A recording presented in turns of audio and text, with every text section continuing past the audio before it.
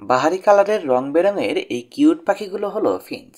এদের চঞ্চলতা আর কিউট সব আচরণ আপনাকে মুগ্ধ করবে। এই পাখিগুলোর প্রেমে পড়ে আপনি যদি এই পাখিগুলো সংগ্রহ করতে চান তবে আপনি সেটা কিনতে পারেন। তবে আপনাকে এমন কিছু বিষয় জানতে হবে যেগুলো যদি আপনি না জানেন তাহলে দোকানদার আপনাকে অনেক লো কোয়ালিটির বা অসুস্থ পাখি দিয়ে দিতে পারে। তাই গ্রো লাইফের আজকের এপিসোডে থাকছে আপনি কিভাবে একটা সুস্থ সবল স্বাভাবিক ফিঞ্চ পাখি কিনতে পারেন, কিভাবে এদের বয়স নির্ধারণ করতে পারেন, কিভাবে আপনি ফিঞ্চ পাখির ছেলে মেয়ে চিনতে পারেন। তাই অত্যন্ত গুরুত্বপূর্ণ এই ভিডিওটি পুরোটা না দেখে যাবেন না। নাম্বার 1, পাখির চোখ। ফিঞ্চ পাখি কেনার পূর্বে সর্বপ্রথম লক্ষ্য করুন তাদের চোখগুলো স্বাভাবিক কিনা। চোখের আশপাশে যদি পানি লেগে থাকে কিংবা চোখের আশপাশে লোম যদি উঠে গিয়ে থাকে তবে সেটা একটা অসুস্থ পাখি আপনাকে বুঝতে হবে।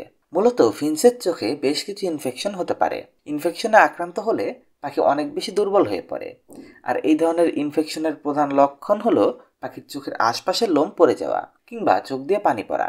এছাড়া আপনি আপনার ফিঞ্চগুলোর বয়স কিভাবে নির্ধারণ করবেন সেটা পরবর্তীতে বলছি।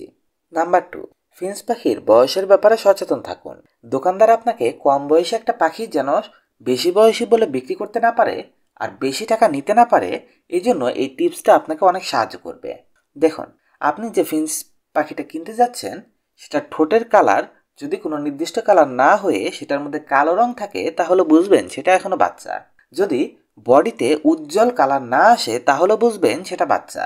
প্রাপ্তবয়স্ক ফিঞ্চগুলোর কালার হবে সম্পূর্ণ উজ্জ্বল, ঠিক আমার এই পাখিগুলোর মতো, আর বাচ্চাগুলো হবে অনেকটাই ধূসর বর্ণের। ছেলে জেব্রা ফিঞ্চ পাখিগুলোর ক্ষেত্রে ঠোঁটের কালার হবে গাঢ় লাল। অন্যদিকে প্রাপ্তবয়স্ক মেয়ে ফিঞ্চ পাখিগুলোর ক্ষেত্রে ঠোঁটের কালার হবে কমলা রঙের। এই দুইটা কালার দেখে আপনাকে বুঝতে হবে পাখির বয়স কত। যদি দেখেন এই কালারগুলো আসেনি তবে বুঝবেন সেগুলো বাচ্চা পাখি, সেগুলোর দাম কম। আপনি অতিরিক্ত দাম দিয়ে ওই পাখিগুলো কিনবেন না। নাম্বার 3, পাখির স্বভাব। ফিঞ্চ প্রচণ্ড চটপটে একটি পাখি। এই পাখিটির দুর্দান্ত সব কাজকর্ম আপনাকে মুগ্ধ করবে। আপনি খেয়াল করবেন পাখিটিকে হা করে নিঃশ্বাস নিচ্ছে কিনা।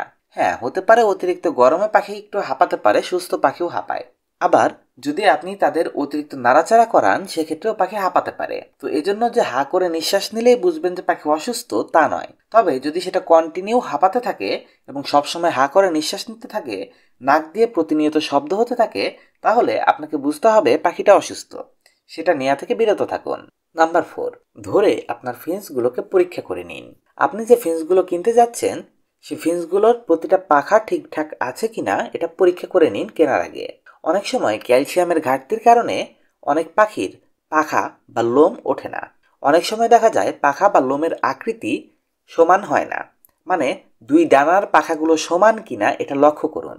দেখা যায় ক্যালসিয়াম ডেফিসিয়েন্সির কারণে অনেক ফিঞ্চেরই ছেলেবেলায় মা বাবা লোম তুলে ফেলে, যার ফলে ওই পাখিগুলোর ডানা পরবর্তীতে আর স্বাভাবিক হয় না। আপনি যে পাখিটা কিনতে চাচ্ছেন সেটার ডানা যদি দুইটা সমান না হয় তাহলে সেটা নেবেন না।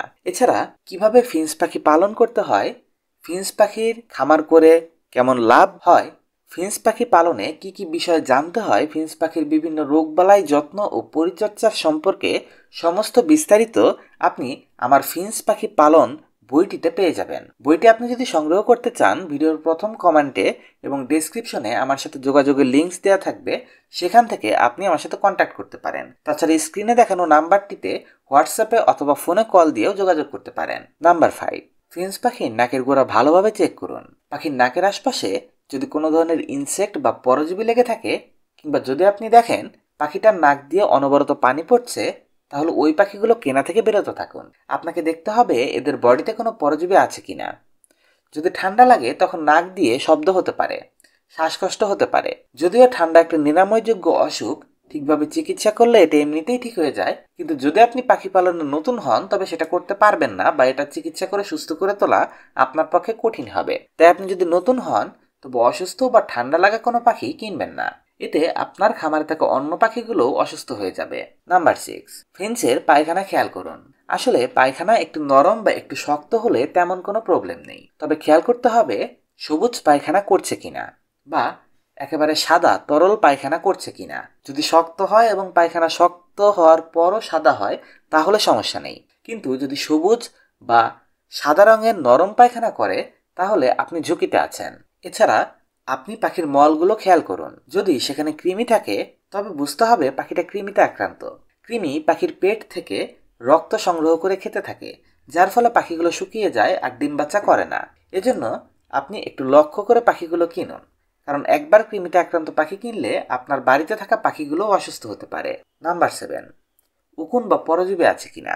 এরপর যে জিনিসটা ভালোভাবে দেখবেন সেটা হলো আপনার ফিন্সের বডিতে কোনো উকুন বা পরজীবী আছে কিনা, কারণ অনেকের পাখির পালকের মধ্যে পরজীবী বা উকুন থাকে। এক্ষেত্রে পাখির পালকগুলো ছড়িয়ে দেখলে পালকের গোড়ার দিকে আপনি দেখতে পাবেন এক ধরনের সাদা সাদা বালির দানার মতো পরজীবী। আবার এটা কখনো কখনো কালোও হতে পারে। মূলত এটা উকুন বা মাইটস। যদিও মাইটসে আক্রান্ত পাখি সুস্থ করে তোলা যায়, কিন্তু এটা খুব দ্রুত আপনার অন্য পাখিতে ছড়িয়ে পড়তে পারে। এজন্য সাবধানতা অবলম্বন করাই বেটার। অসুস্থ পাখি না নেওয়াটাই বুদ্ধিমানের কাজ হবে। নাম্বার 8, পাখির তলপেট বা ভেন্ট চেক করুন। ফিন্স পাখির তলপেট বা ভেন্ট চেক করে নিন। এটা এই জন্য করবেন কেননা অনেক সময় এগ বাইন্ডিং জাতীয় সমস্যা থাকে, আর যদি পাখির এগ বাইন্ডিং থাকে তাহলে ওই পাখি আর কখনো ডিম বাচ্চা করতে পারে না।